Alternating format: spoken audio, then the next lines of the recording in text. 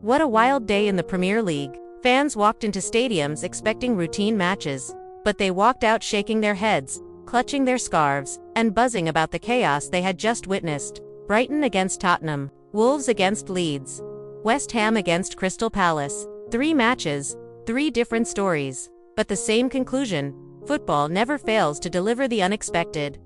At the Amex, Brighton looked like a team on a mission. From the first whistle, they pressed hard, snapping at every Spurs pass, their energy flooding the pitch. Just 8 minutes in, Yankuba Minna lit up the game with a strike that sent Brighton fans leaping out of their seats. Spurs looked stunned, almost shell-shocked, as if they hadn't realized the game had started, and Brighton weren't done. Yassine Ayari, full of confidence, doubled the lead with a sharp finish in the 31st minute, 2-0 to Brighton, and Tottenham's away supporters sat frozen in disbelief. It felt like Brighton were about to run riot, but this is the Premier League. No lead is safe. Just before halftime, Spurs found their lifeline. Richarlison, who has been criticized plenty of times, found the back of the net, and suddenly, everything changed. The mood shifted.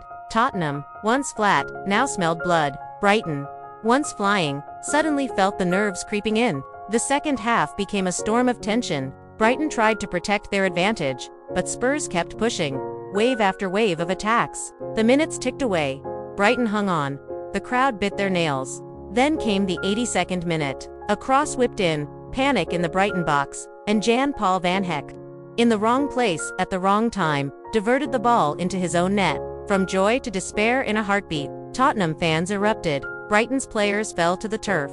They had dominated, controlled, led by 2, and yet, all they got was a point. Tottenham walked away relieved. Brighton walked away broken.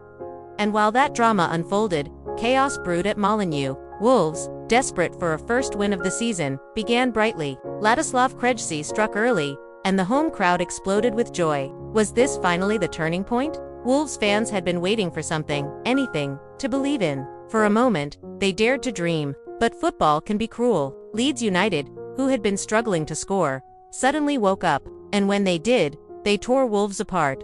First, Dominic Calvert-Lewin powered home a header, silencing the Wolves supporters. Then Anton Stach stepped up with a brilliant free kick, curling the ball past the wall and into the net. Leeds were in front. Wolves looked lost, confused, helpless. And just before halftime, Noah Okafor made it 3. In the space of 45 minutes, Wolves' hope had been ripped away. The second half felt like an uphill climb too steep to manage. Leeds didn't even need more goals, they had already done the damage. When the whistle blew, Wolves were defeated again. Another game, another loss. 0 points on the board.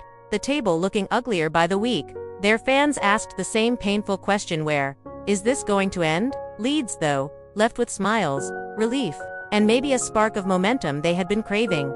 And then, at the London Stadium, tension mixed with frustration for West Ham supporters. Graham Potter needed a result, badly, but Crystal Palace arrived with belief and composure. In the 37th minute, Jean-Philippe Matata rose to meet a corner and headed Palace into the lead. West Ham fans groaned. It felt familiar, too familiar. But then, just after halftime, Jarrod Bowen did what he so often does: dragged his team back into the contest. A thumping finish, a roar from the crowd, and for a brief moment, it felt like West Ham might just fight their way out. But Crystal Palace were not shaken. They kept playing with confidence, and in the 68th minute, Tyrick Mitchell delivered the blow. A clean volley. The ball smashed into the net, and Palace were back in control. West Ham tried.